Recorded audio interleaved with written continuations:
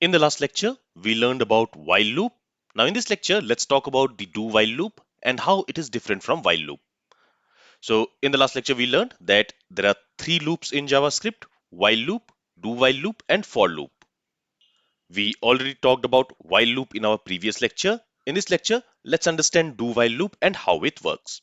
Let's go to VS Code. And to understand do while loop, what I have done is I have created this variable I.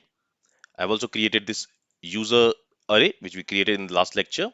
So again, using do while loop also, we will try to loop over this user array. And then I have this console.log statement. So again, what I want is I want to execute this console.log statement 10 times. But this time, instead of using while loop, I want to use do while loop. Let's see how we can do that. So to use do while loop, first we use do keyword followed by a set of parentheses. Inside this parentheses, we write the body which we want to execute, which we want to loop over.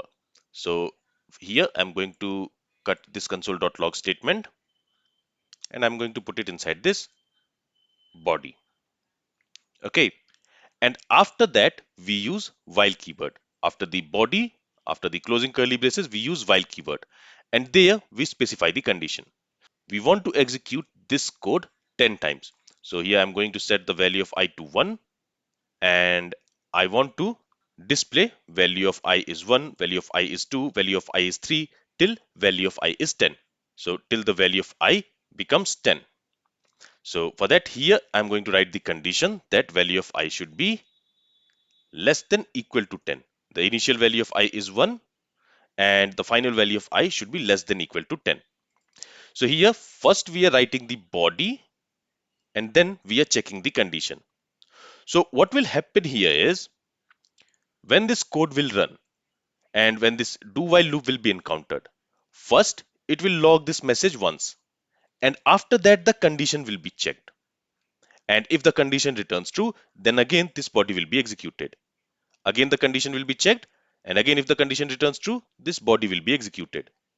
And again the condition will be checked. So as long as this condition returns true, the do while loop will keep on executing this code and as soon as the condition returns false, it will stop the loop. Okay, so in case of do while loop, the body of the do while loop is going to be executed at least once, even if the condition returns false for the first time. Okay, this body will be executed at least once. First, let's see the result of this program. So if I save the changes, it has logged value from 1 to 10. So it is working as expected. Okay, now let's say the value of I is 11. So in that case, 11 is not less than or equal to 10. This condition will fail, right? But since the condition is checked after the do while loop body, first the do while loop body will be executed once before checking the condition, and after that only the condition will be checked and the condition will return false. So the second time this do while loop body will not get executed. If I save the changes, you will notice that this code has been executed once, even though the condition fails for the first time itself. And this is the difference between while and do while. If the condition never returns true in case of while, it is never going to execute the while loop body. But in case of do while loop, even if the condition returns false for the first time, since the condition is checked after the do while loop body, the body of the do while loop will be executed at least once. Okay. And just like how we create while loop, in the same way we also create do while loop. The only difference is the condition is checked after the do while loop body. So if I scroll up to our previous lecture, here I have mentioned these three steps. So same three steps are also true for do while loop. Let me go ahead and let me write it here as well. So in the first step, what we are doing, we are creating a variable. So here we have created that variable and we have set it with an initial value. So let me go ahead and let me set it with an initial value 1.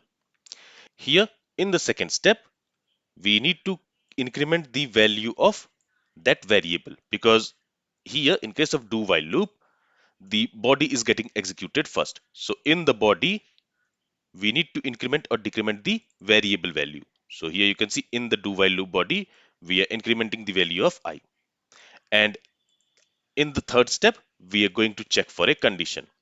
If that condition returns true, then only the next iteration will start.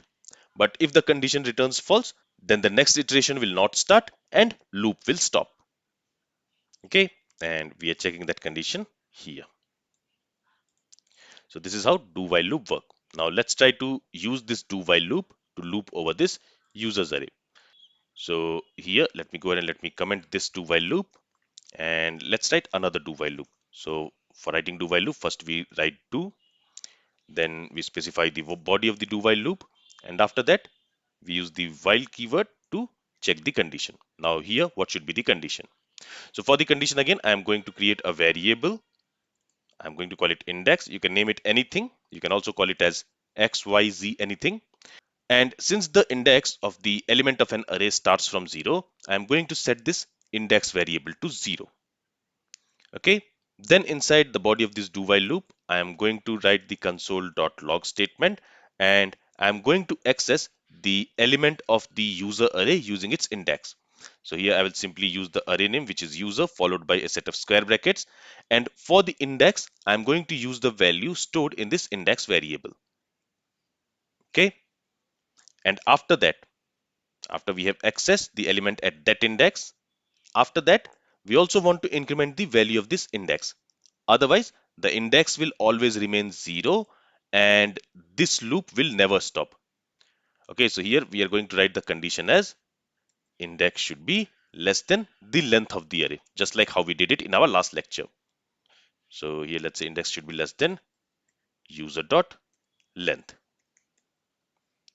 Okay, and in the body, let's go ahead and let's increment the value of index. Okay, so this body will be executed. It will increment the value of index. The condition will be checked. If the condition returns true, this body will again get executed. Again, the value of index will be incremented.